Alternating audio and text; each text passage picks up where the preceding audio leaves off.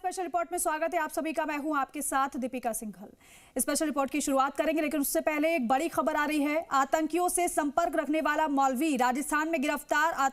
अफगानिस्तान के आतंकवादी संगठन से जुड़कर आतंकवाद फैलाने वाला जो मौलवी है वो गिरफ्तार किया गया है। एटीएस 2 दिन की भी अगर देरी करती तो भारत से बाहर भागने की फिराक में था ये मौलवी। गिरफ्तार मौलवी प्रतिबंधित अफगानी आतंकी संगठन टीटीपी से 4 साल से जुड़ा था। 4 लोगों का ब्रेन वॉश करके उनको बना रहा था। कट्टर प्रतिबंधित आतंकी संगठन के टॉप कमांडरों के संपर्क में था ये आरोपी। इस वक्त की बड़ी खबर आपको दे रहे हैं। आरोपी मौलवी को पकड़ लिया गया है। ये भागने की फिराक में था। अगर 2 दिन की देरी हो जाती तो ये भारत से भाग चुका होता, लेकिन टीम की सक्रियता और सतर्कता की वजह से इस मौलवी को पकड़ लिया गया है। इस वक्त की बड़ी खबर, राजस्थान से पकड़ा गया है इस मौलवी को। अफगानिस्तान के आतंकवादी संगठन से जुड़कर आतंकवाद फैलाने वाला ये मौलवी पकड़ा गया है। एटीएस अगर 2 दिन भी देर हो जाती एटीएस को तो ये भारत से भाग चुका होता, लेकिन नहीं भाग पाया क्योंकि टीमें पहले से ही अलर्ट थी। गिरफ्तार मौलवी प्रतिबंधित अफगानी आतंकी संगठन टीटीपी से 4 साल से जुड़ा था। 4 साल से आतंकी संगठन से जुड़ा हुआ था।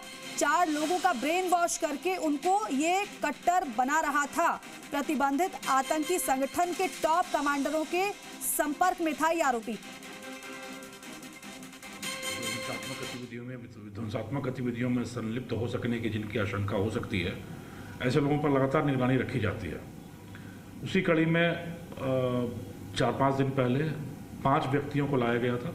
सांचौर, जोधपुर, जयपुर, करौली, पिपाड़, अलग अलग जगहों से।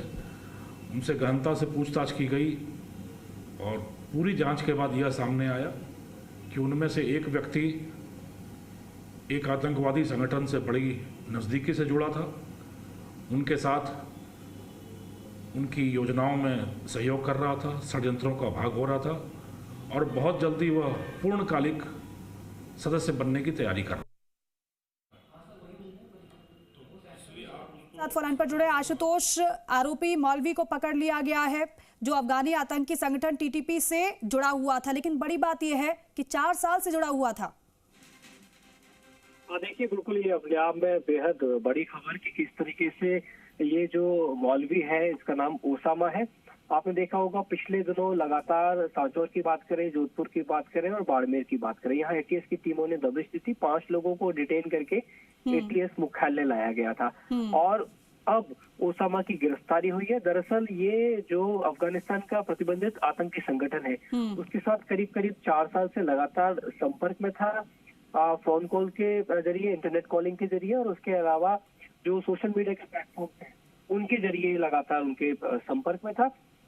अब बात करें तो ये पूरी तरीके से उस संगठन से जुड़ने वाला था और भारत से भाग दुबई होते हुए ये अफगानिस्तान भागने की फिराक में था, लेकिन एटीएस की रडार पे था। उससे पहले गिरफ्तारी हुई और खास बात यह कि जो दूसरे 4 लोग थे जिनको डिटेन करके लाया उनको ये लगातार रेडिकलाइज कर रहा था। उनको लगातार कट्टरवाद जो है वो उनके अंदर भरने की उनको ब्रेन वॉश कर रहा था और लगभग उनको एक तैयार कर चुका था आतंकी संगठन जो है उनके साथ में जुड़ने के लिए। लेकिन किसी भी तरीके से एटीएस को इसकी भनक लगी और फिलहाल इसकी गिरफ्तारी की गई है। आज कोर्ट में पेश कर इसको पुलिस रिमांड पे लिया जाएगा और संभव है कि देश विरोधी जो गतिविधि होती है उनको लेके बड़े खुलासे हो सके। कुछ उसके पाकिस्तान के जो कनेक्शन है भी सूत्रों के हिसाब से वो भी सामने निकल के आ रहे हैं, जिनको लेके एटीएस लगातार पूछताछ कर रहे हैं। लेकिन फिलहाल ये देश के लिए बड़ा खतरा बनता, उससे पहले एटीएस ने इसको गिरफ्तार किया है। आशुतोष, क्योंकि आप भी बता रहे हैं इससे पहले भी टीम ने संयुक्त रूप से छापेमारी कर जोधपुर, सांचौर, बाड़मेर से पकड़ा गया था, तो क्या ये मुख्य कर्ता धर्ता यही था क्या? देखिए, बिल्कुल अभी फिलहाल बात करें क्योंकि ये जो अफगानिस्तान का प्रतिबंधित आतंकी संगठन है उनके जो बड़े कमांडर्स होते हैं उनके ये संपर्क में था।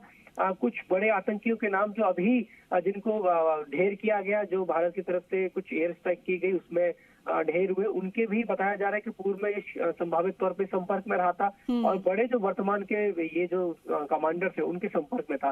तो जिम्मेदारी ये दी गई थी कि ना सिर्फ खुद तैयार हो बल्कि बड़े स्तर पे एक नेटवर्क तैयार करे, एक तरीके का स्लीपर सेल तैयार करे। आशुतोष, अभी तो 4 की बात निकलकर सामने आ रही जिनका ब्रेन वॉश इसने किया। ना जाने कितने का ब्रेन वॉश ये कर चुका होगा। जांच का विषय, जांच जारी है। शुक्रिया आपका जानकारी के लिए।